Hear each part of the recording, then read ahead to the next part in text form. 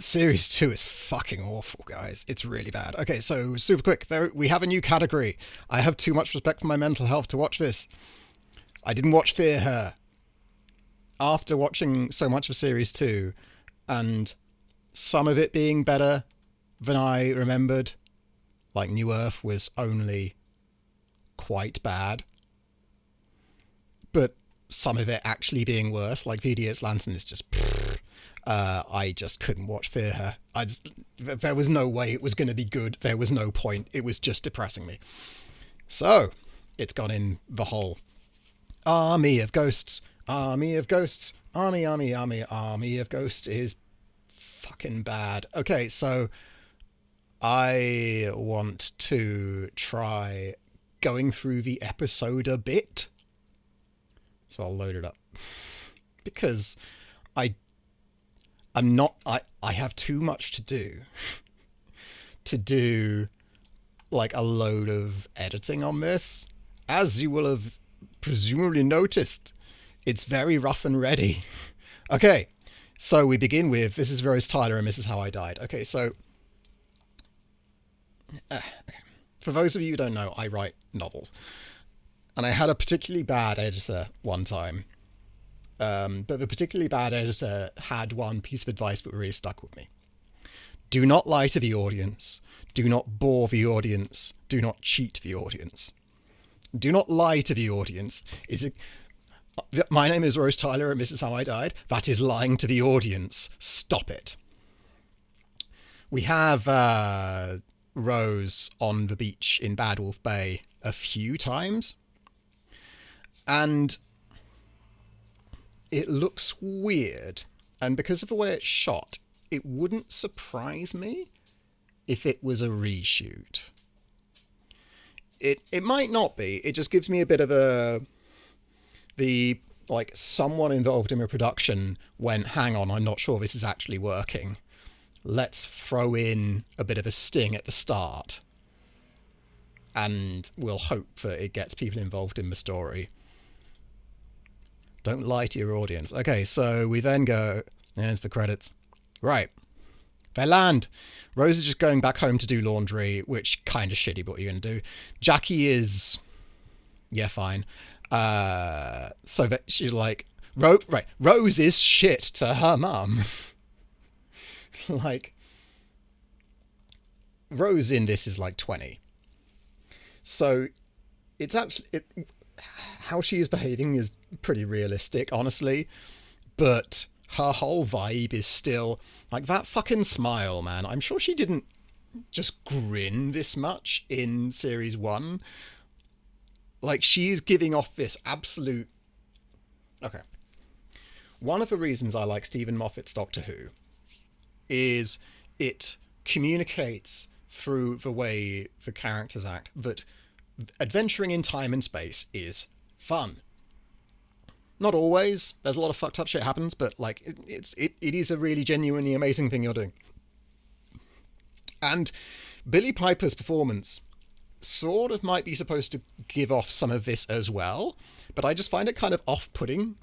So, for those of you who don't know, I am autistic and demisexual. Demisexual is, this is going to come up later. Demisexual is I don't get many, like, feelings of wanting to do a sex on someone I haven't met and don't have a very close relationship with. And it doesn't crop up much anyway. So, but the autistic thing, and ADHD to a certain extent, is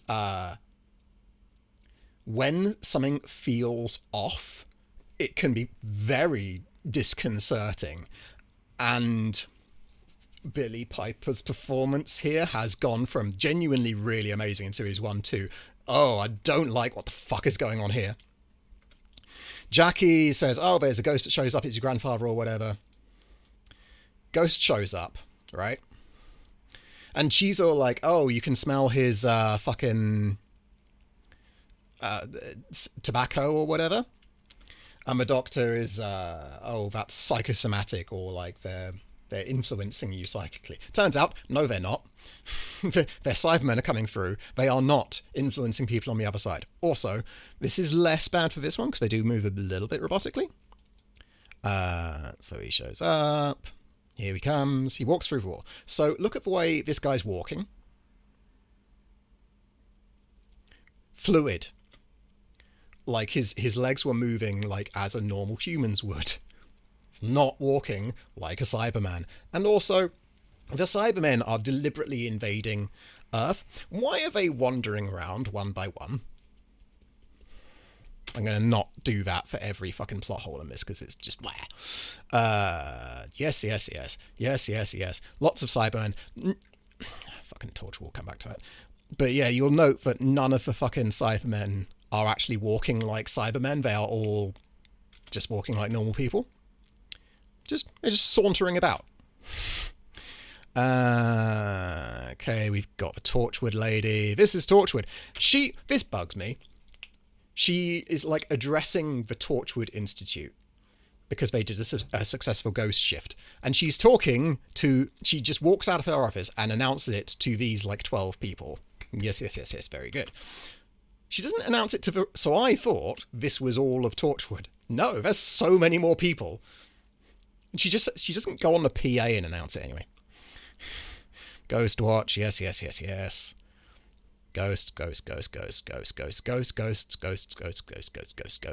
Everything's wrong. That's fine. We're 7 minutes in. They're sort of building tension. I have problems with this whole section of the episode, but we'll come back to it. Hopefully, if I remember. Ghosts. Evil sphere. Ghosts. Evil sphere. We have Freema playing Martha's sister. These two are fucking. They want to go fuck each other. Has he got his earpiece in at this point? So they have one earpiece. And if they get a second earpiece, that means their brain's been taken over. So I'm just curious. Nope, the boy doesn't have his second earpiece. So the boy isn't fucking anyone at this point. So he gets nommed and turned into a Cyberman. Alright? Freema goes in. And, oh look, it's a Cyberman. Right. So, at 12 minutes in, they have shown that it's a Cyberman. I'm not going to do this for every... You should not have... Okay. Doc, if this scene had showed some restraint, right? We see they want to go fuck each other. At work. Sure. It's weird, but, whatever makes you happy. So they go... He is like, come fuck me in this bit of building site or whatever. So he goes in. Freema is all like, well, I don't want to go and fuck someone in a building site, but I should say goodbye, or, maybe I will fuck him, who can say? And she's like, oh, I'm going to leave. And, you have her walk in, and you cut all of this. The last time we see her is when she goes in, right? So we don't get any of this bullshit. Okay. Especially, we don't have the Cyberman reveal 12 minutes in, because that spoils a reveal later. We're going to need the audio for this bit. According to the paper, they've elected a ghost as MP for Leeds. No, they didn't. No, don't tell me you're going to sit. No, they elected a ghost as MP for Leeds. Fuck off. It's bad world building apart from literally everything else. Who are you gonna call? Ghostbusters! I ain't afraid of no ghosts.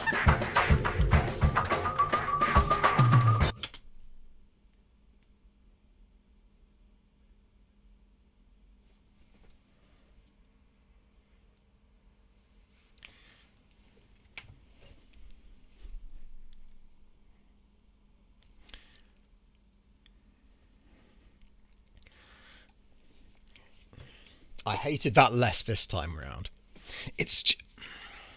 Okay. Russell T Davies wrote this episode. In his defense, on paper, that section might have worked. There's nothing technically wrong with the way it is written. But it comes out of nowhere. It's an extremely tired reference. My spouse and I made a sketch show while we were at university. And we had a "who you gonna call" joke in one of the sketches, and we cut it because it was too trite a reference. And that was in 2005. I hate the music. It's like creating this really frenetic, energetic air for this reference to something that was made in fucking 1984, I think. It's Ghostbusters, man. Like, so, and Rose has this really, like, joyous reaction to this kind of shit joke. And I find it very off-putting. Okay, they do this thing. He's got these, like, proton pack backpack sort of thing. He's creating some science. This bit's cool, no complaints. Rose has some fun, like, she's learning how to fly the TARDIS. That's cool. That's nice. I like that. So yeah, okay, back to Freema and the dude she's fucking. This is where we would come back in. So they both walk back in. They have 2 earpieces now, so anyone who's paying attention would go, hang on, something's changed. Ghost shift happens. Freema and the boy she's fucking are now being sinister. This is all a bit over-egging things, to be honest. Like, are you paying attention to these earpieces? You should be. Oh, mate.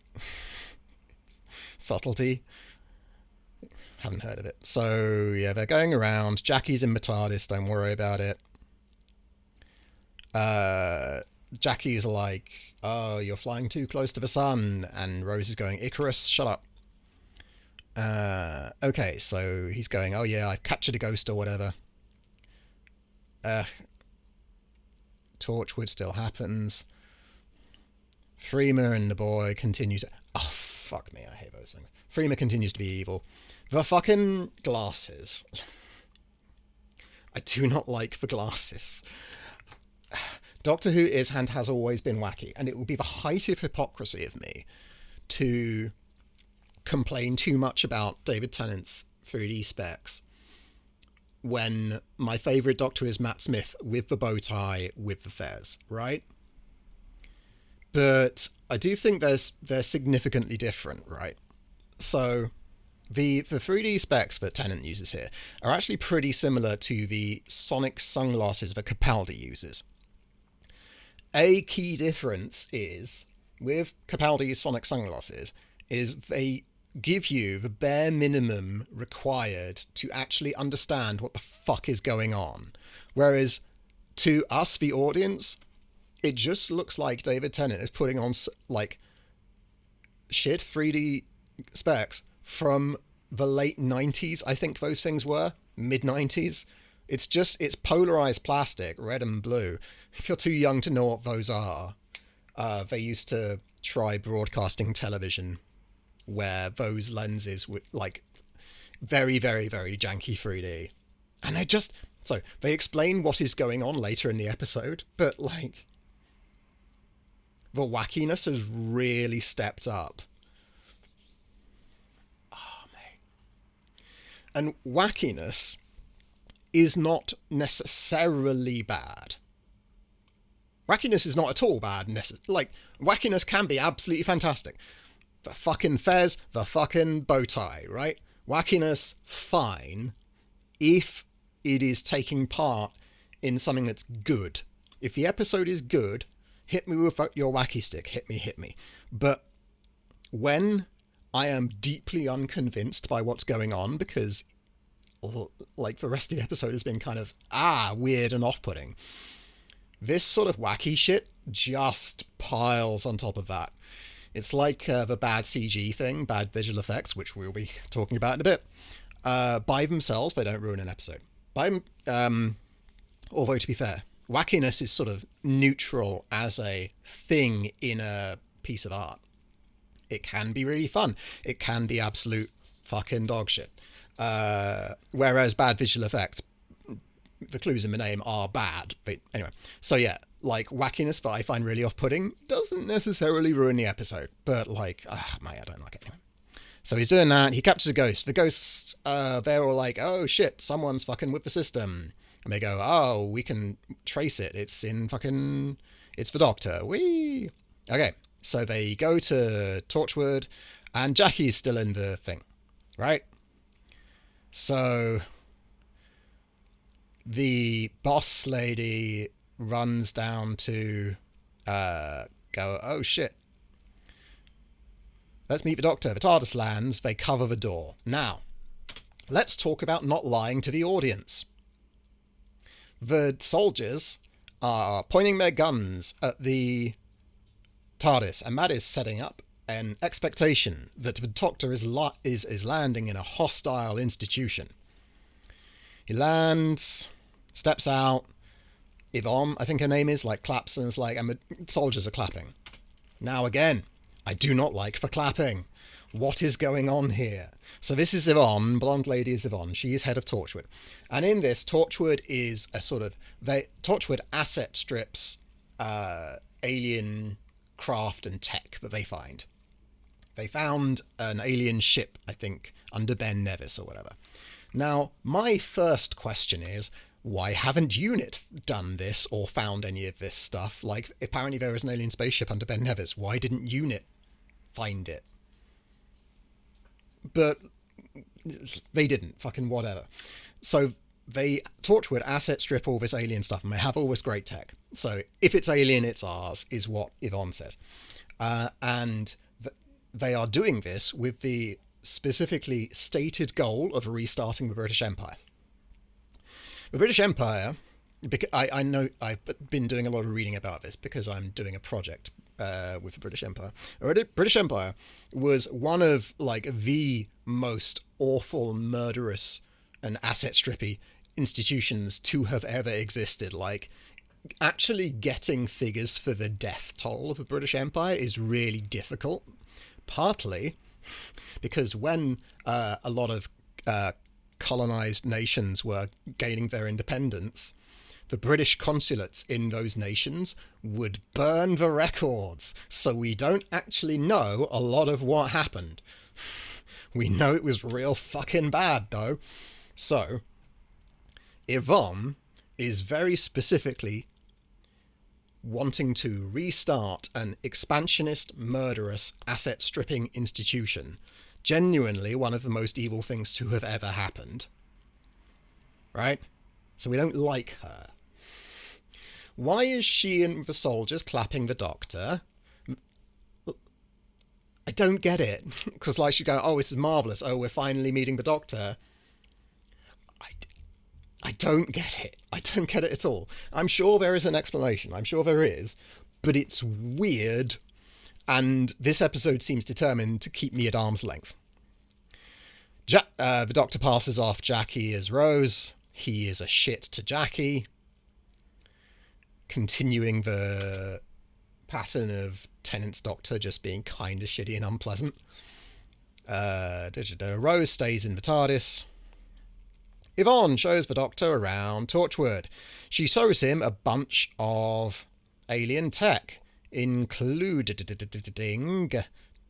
a massive gun that we will never see again. Torchwood is going to be invaded by Cybermen and Daleks. Do they use any of their tech, including that massive gun? Do they bollocks? They just go back to firing at them with conventional weapons, like I think they're G36 rifles, German army rifles. It's just no one made you include this, guys.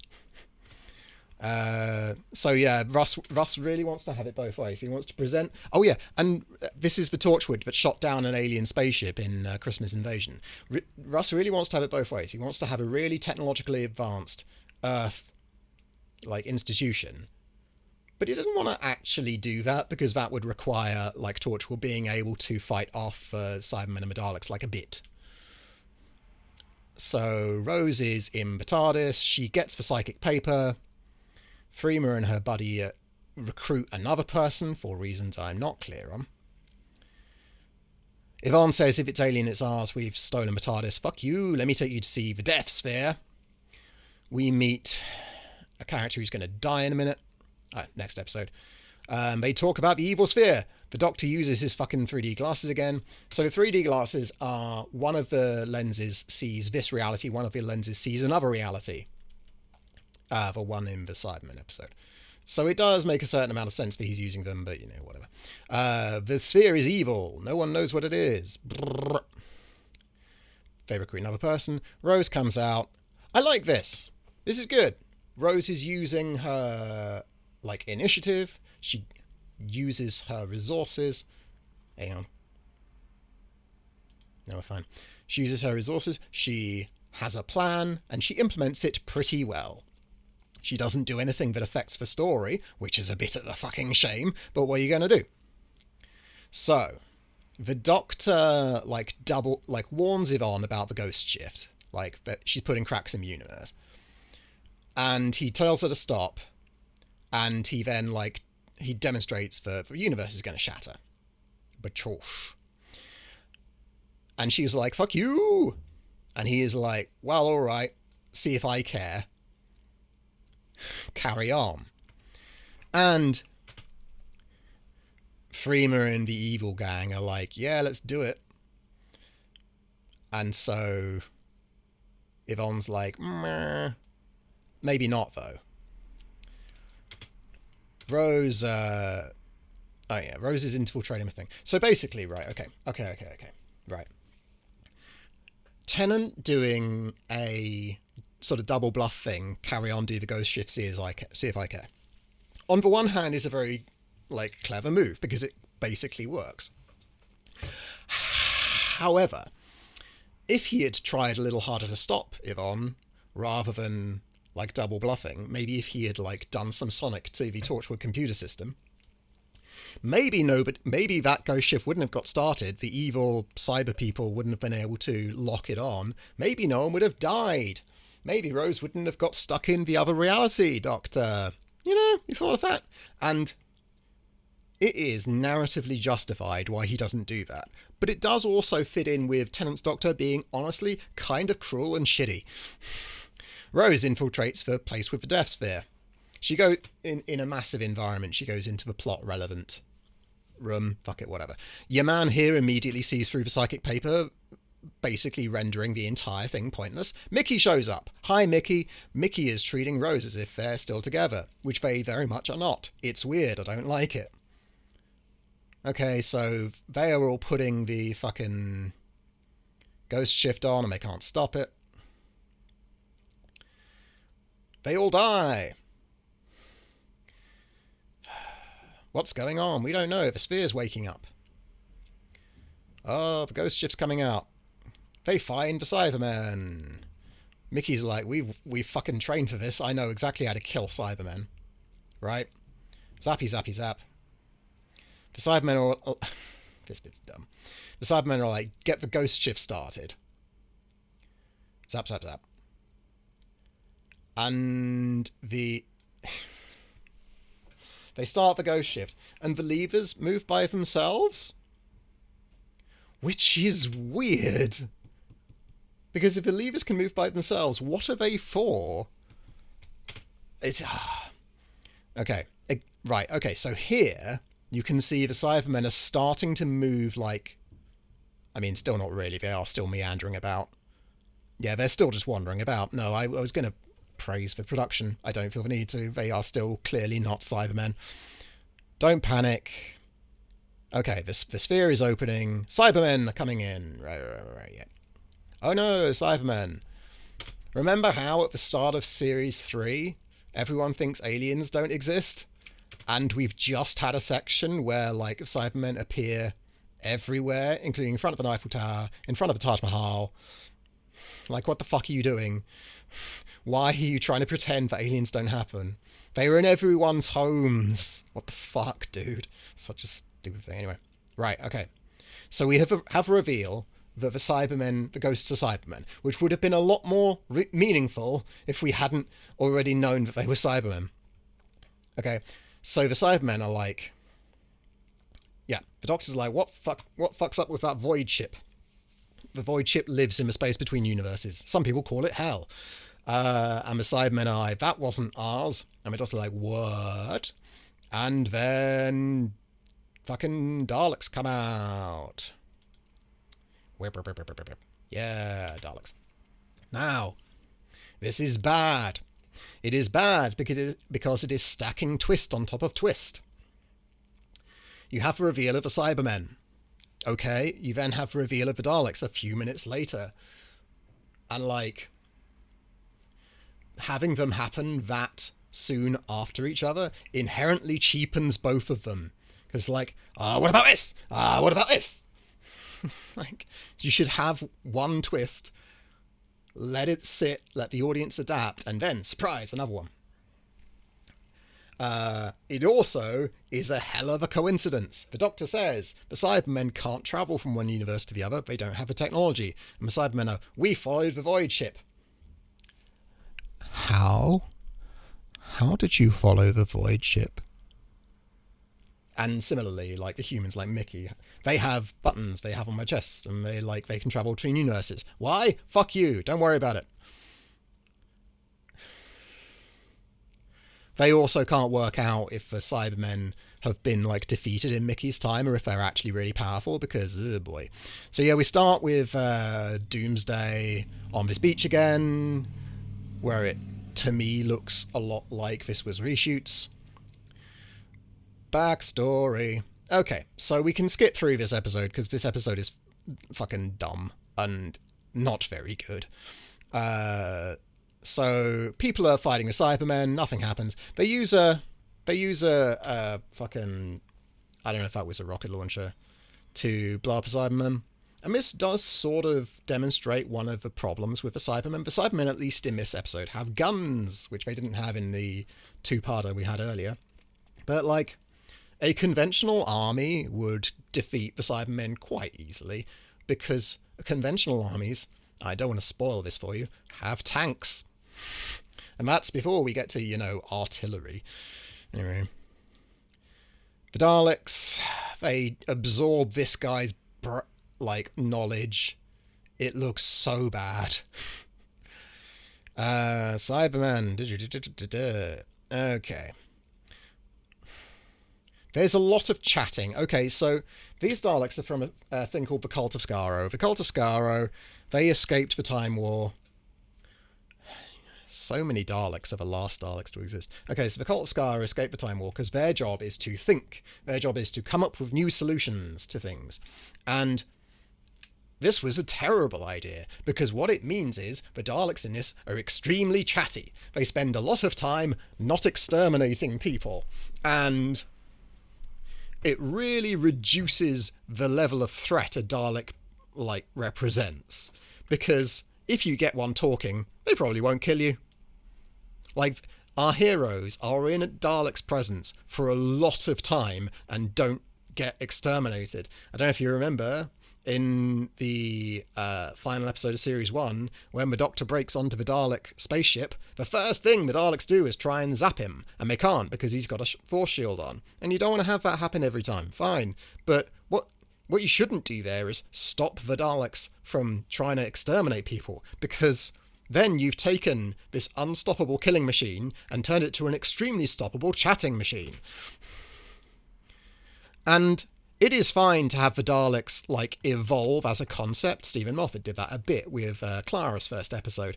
But you have to be careful with the direction in which you take any evolutions, no pun intended, because you run the risk of taking this unstoppable force and turning it. So yeah, here, the Daleks and the Cybermen are chatting to each other. The Cybermen is like, oh, you should join us. And the Daleks are like, the Cybermen are superior to the Daleks in one way. They're better at dying. Daleks shouldn't do smack talk. Fascists, when they are in the middle of their invasion, do not stop and smack talk for people they are about to exterminate. It's dumb. You shouldn't do it. Yeah, Rose has been in the presence of the Daleks this whole time, and she is perfectly safe. Nothing happens. The Daleks kill that one guy, but only because they want to extract the information from his head, and that kills him for reasons.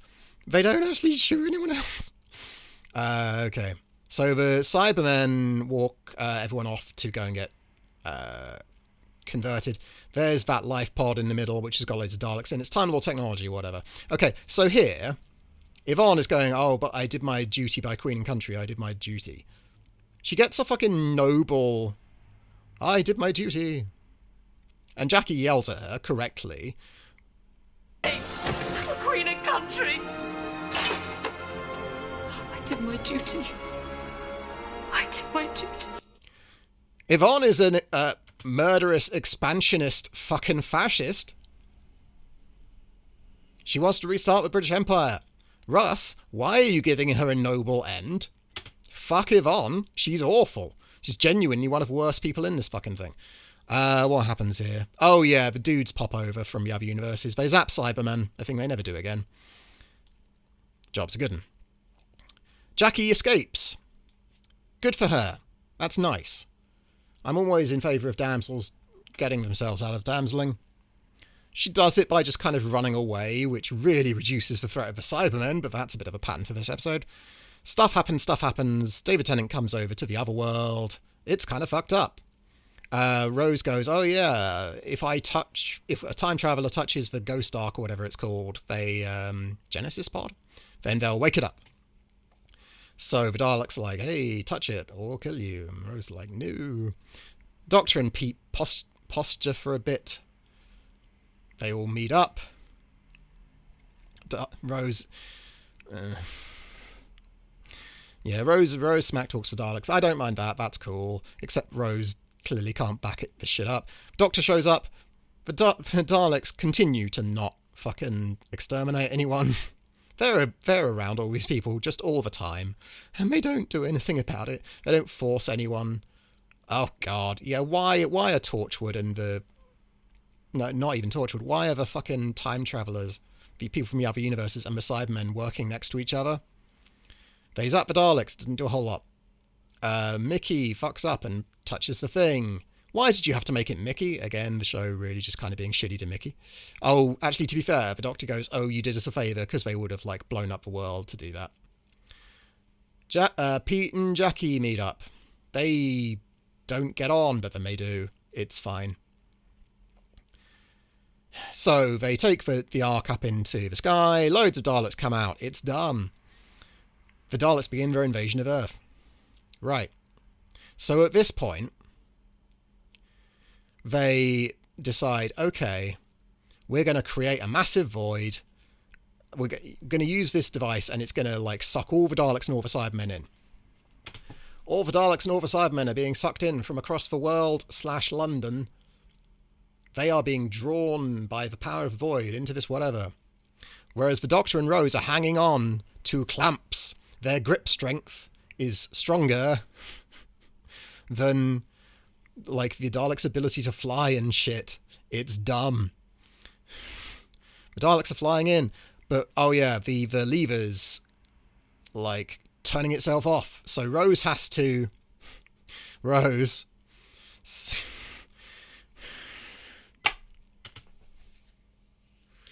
This vacuum force that is dragging in all of the Daleks and all of the Cybermen is not strong enough to not only... Rose doesn't fly in, she is able to push the lever enough to reactivate the void. And then Rose falls and it's so tragic. And then Pete Tyler zaps in and grabs Rose. There is no way he could have known to do it then and there. And then it's all very tragic. So, it is very easy to think that Torchwood is the overarching plot arc of this series. They mention Torchwood a lot. They name drop it a lot. Like in fucking Satan Pit, the dude in charge is like, oh, we're something to do with the Torchwood archive. So it's very tempting to think that Russell T Davies is just recreating Bad Wolf extremely badly. That is not the overarching story of Series 2. The overarching story for Series 2 is the tragic romance between the Doctor and Rose. They start off with New Earth. They're acting as if they have known each other for years, when in fact they've known each other for a few days, if that. They're weird and coupley, and I hate it. In Tooth and Claw, we have the guys, the tragic romance between the Lord of Manor and Milady of the Manor. Lord of the Manor gets nommed by a werewolf. In School Reunion, we have, like, the Mrs. and the X, as Mickey says, is, like, the key theme of the episode. Girl on the Fireplace, Madame de Pompadour doesn't get to go with the Doctor. The Cybermen, you have the tragic romance between Pete Tyler and Jackie. She dies, it's very sad or whatever.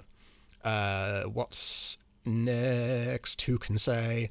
Is very tragic, very sort of a tragic romance in Satan Pit, and the other one, one of the first people to die, is trying to do a romance on the guy who gets Sataned, and she gets sucked out into the earth. Yeah, the fucking space. In Love and Monsters, the main people have a tragic romance. Your lass ends up in a paving slab. It's horrible. I hate it. It's all setting up this relationship between Rose and the Doctor, which is bad. I don't like it at all. So I was scrolling, as you do, and I came across, why do I not have a fucking... Is it you? This! A study in how the Doctor looks at Rose versus how the Doctor looks at Cassandra possessing Rose. There are people that hold up, like Ten and Rose, as this amazing romance for the ages. I don't like telling people they are wrong, because how you engage with media is entirely your business. If you like this relationship between the Doctor and Rose, that's cool for you. You get a lot more out of liking it than I do out of disliking it. But fuck me, it's weird and unpleasant, and I really don't like it. It's fucking horrible. They really fucking force it. You don't need any evidence for this. Like, if you go from the Christmas Invasion to New Earth, it's really obvious how they have tried to force it. People go on at Zack Snyder for wanting to cheat his way into doing the Justice League film. Like, he only did he did 2 films before Justice League. He did Man of Steel, and then he did Batman vs. Superman, and then Justice League, with Wonder Woman in there as well. And, like, people rightfully said, you haven't really earned any of this. You should build a proper foundation first. That exact criticism really fucking applies to this, and they are really insular and in-jokey, and it makes me fucking squirm. I hate it. Okay, so really, okay, it's very easy to point out the flaws in Doomsday and Army of Ghosts. It's really so easy. I could genuinely do it all day. There are so many flaws. But it's most easy to get sort of dragged down by the minutiae. How did Pete Tyler know to teleport in to save Rose from being flung through the air like a trapeze act? Because he couldn't. There's no way to do that. But things like that sort of miss the wood for the trees a bit. Because what we are actually seeing with Army of Ghosts and Doomsday is just this fucking... It's kind of like a subplot in Skyrim. It's paper thin, and none of it works, because it's all building up to this tragic romance, like being cut tragically short, where the Doctor and Rose can't be together. And it's like, I don't want the Doctor and Rose to be together. They, like, are unpleasant and awful. And if you don't click with a tragic romance, it brings the entire thing crashing down. If you do click with the tragic romance... Okay. So, I really wanted to know... I couldn't understand why Series 2 is so much worse than Series 1. My spouse, who is smarter than me, pointed out that they were making Torchwood at the same time. Torchwood came out... The first episode of Torchwood broadcast 6 months-ish after the last episode of Series 2, which means that Russell will have been splitting his time between the two. He might not technically have been writing them both at the same time, but he will definitely have taken time away from redrafting Series 2 in order to set up Torchwood, because he didn't have to just write Torchwood. He had to create it from whole cloth, ex nihilo. Fuck me. Don't quote Latin if you don't know the Latin, Mike. So, like, And that really explains why Series 2 was shit and why Series 1 of Torchwood was shit. And the rest of Torchwood was also shit. Some of it was less shit. Children of Earth is okay, apart from the ending, which is terrible. So, like, shockingly, if you try and split your time between writing 2 TV shows, which are incredibly difficult to write for, you won't do a very good job of either. I have some sympathy for this. I have taken on many projects that I was far too busy to do. However, you know what I do? When I realise I can't really do any of them particularly well, so I have to focus, I stop doing some of the others. And yes, Russell couldn't stop, but he could delegate. So yeah, like, it really... There is no care or love in Series 2. The only good episodes are the 2 which not only are written by someone who isn't Russell T Davies, they're, like, really quite separate from the main thing. Yeah, like, Series 2 is night and day compared to Series 1. It's really bad. Okay, so Doomsday... So, Army of Ghosts. Army of Ghosts is bad. Doomsday is fucking terrible. Wow. At the end of this, I was feeling a little disheartened. I didn't watch Runaway Bride. I respect myself too much. Smith & Jones. Now, Smith & Jones is Smith & Jones okay? No, it's not good. Okay. Smith & Jones is okay.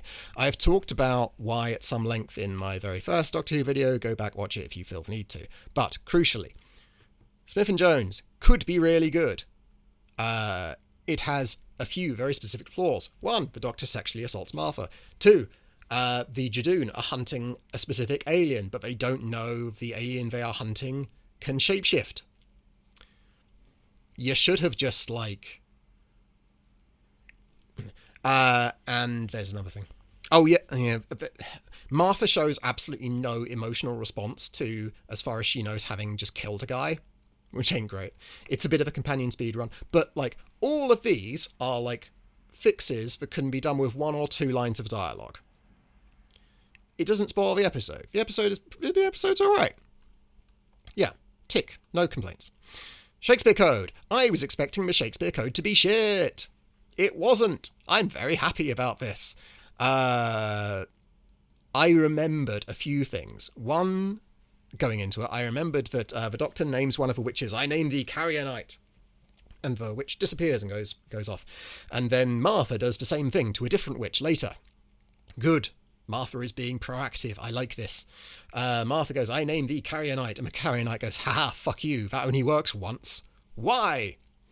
Why does it only work once? Do you mean that is the first time anyone has ever named you Carrier Knight? Or do you mean, is there like a timer?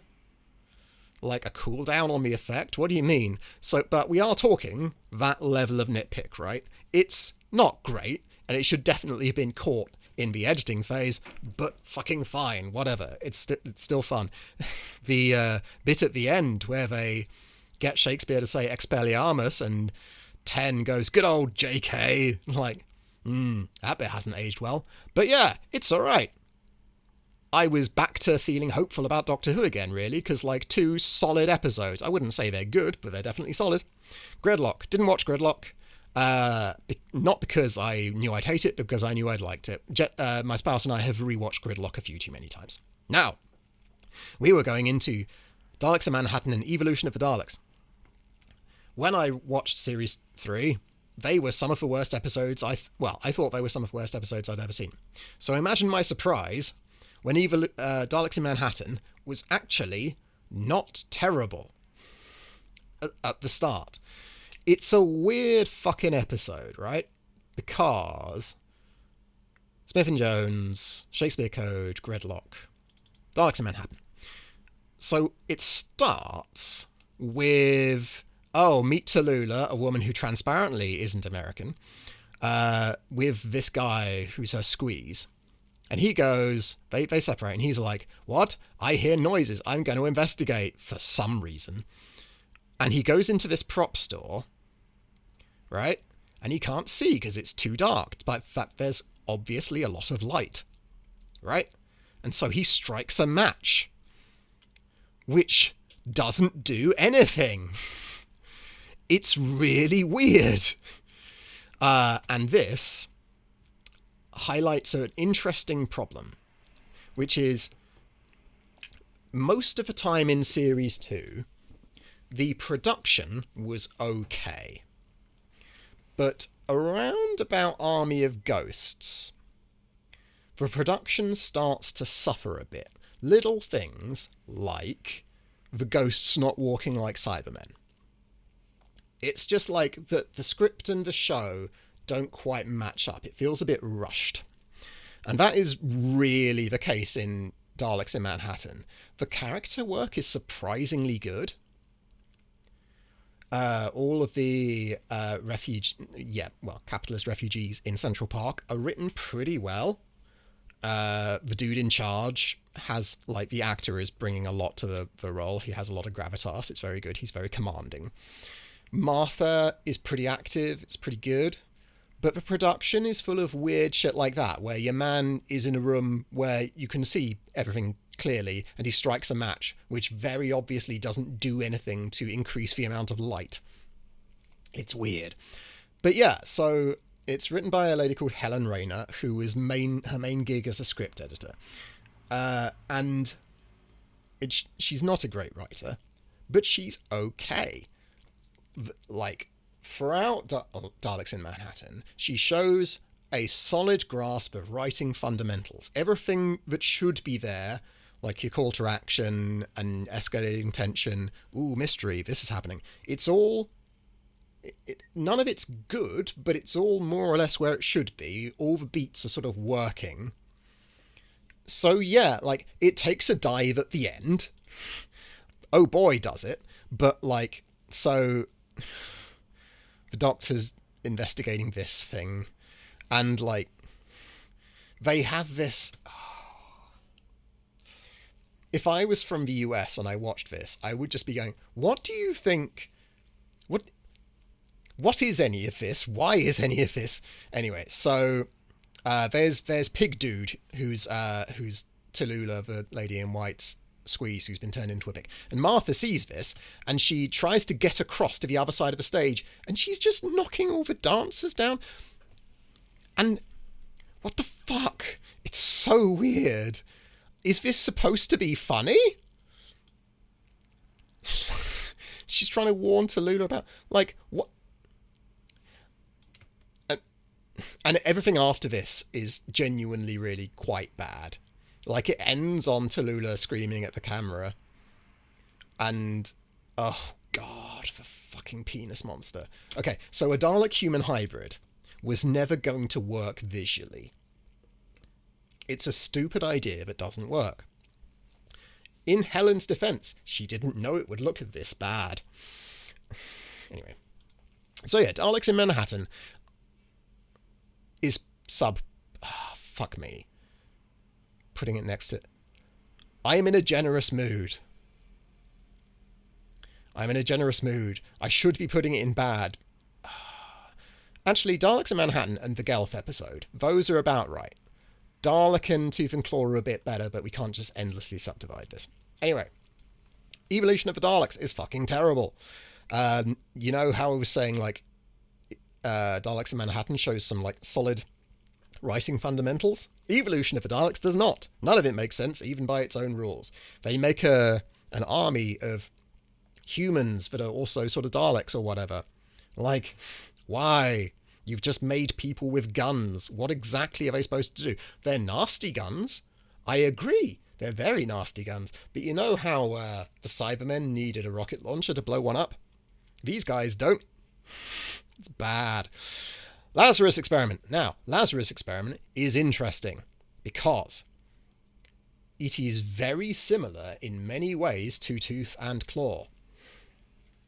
The setups are almost entirely the same. You have a closed-off environment with one nasty monster that's going around and smashing shit up, right? And we have My Principle, which is dodgy visual effects can't necessarily by themselves spoil an episode. The visual effects in Lazarus Experiment are particularly terrible. But the Jagrafess in Long Game was, like, similarly bad. It was only in a few shots, but... So, Lazarus Experiment is interesting because it plays with a lot of ideas that could be interesting, but aren't. At the start, the Doctor's like, here you go, Martha, I'm dropping you back off at Earth. That was our last, like, time flying together. Okay, bye. And, like, that's weird to happen in series, in episode 7, I think. That's halfway through the first series. Like, you didn't think to drop her back after Shakespeare... okay, she did one trip, Shakespeare Code. She did that, right? And then they carried on. They did Gridlock. They did Evolution of the Daleks. And now they're doing fucking Lazarus Experiment. So it's like, okay, why are you doing this now, Doctor? And it just makes the Doctor seem cruel and callous. And they're doing something with that. Right at the end, the Doctor goes, hey, do you want to do another one? And Martha goes, fuck you. I'm not doing this. You either want me along as a friend or you don't. And the Doctor's like, okay, cool. And Martha's like, okay, well, fuck you then. Off you go. And the Doctor says, what? I said you could come, like, as a permanent thing. And Martha's like, oh, great. That's cool. Martha continues to be actually quite a good character. Like, far better than fucking Billie Piper. Anyway, Rose in series 2. But it does... So this is good. It's good character writing. Martha is behaving, like... well, she's behaving as a person. So in Shakespeare Code, Martha and the Doctor go to sleep in the same bed.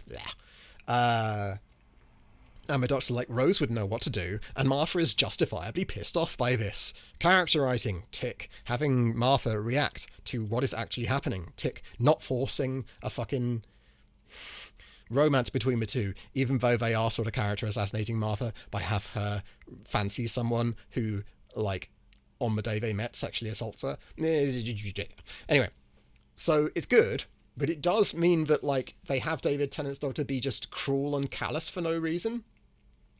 Which I don't like, because why? Why? Martha's family are also shit. Martha's mum is played by Adjo Ando, who is just an amazing actress. I read a lot of audiobooks, and she is one of my favourite, if not my favourite, narrators. She is extremely skilled. In this, a guy shows up and is like, hey, Martha's hanging out with the Doctor, he's dangerous or whatever. And according to Martha's mum, she hasn't seen Martha for about 12 hours. And so, like, being all, oh, Martha, you've changed.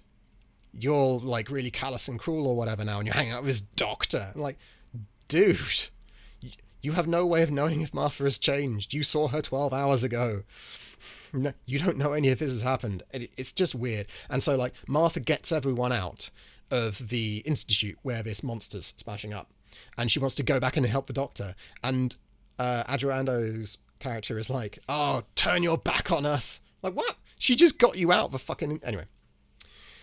So, Lazarus from the Lazarus Experiment, he, like, rejuvenates himself, makes him a lot younger. And so he and his wife are like, oh, great, we're going to do this. We're going to make so much money off this. And his wife's like, I'm going to go next. And Lazarus is like, fuck you, and noms her. Crucially, Lazarus, like, sex pests on Martha's sister. It's like one of the first things he does. Really to demonstrate that Lazarus is a shit, and we should have no sympathy for him. Lazarus charges around the fucking institute. Some stuff happens. It's not particularly interesting. We miss moments like in Tooth and Claw. In Tooth and Claw, they got stuck in a room, and the werewolf couldn't get in, and they were like, what, why? And they theorize that it's because there's rosemary built into the walls, and the Kung Fu monks had rosemary garlands on, and they go, is that... yeah, why do we... well, that's clearly working on the werewolf, but we don't exactly know why. It could have really used something like that. And we get to the end, like, Lazarus dies, and then, like, there's a fake out death, and then he gets chased to a cathedral. And there's a scene between Lazarus and the Doctor, and Lazarus is going, I just wanted to live, you know. And the Doctor's... and, like, it could have been really good. The seeds of a good scene are there. Because having a human that is terrified about dying, and having the Doctor, who functionally, like, he's not exactly immortal, but functionally the Doctor doesn't die. He's, like, 800 years old or whatever at this point.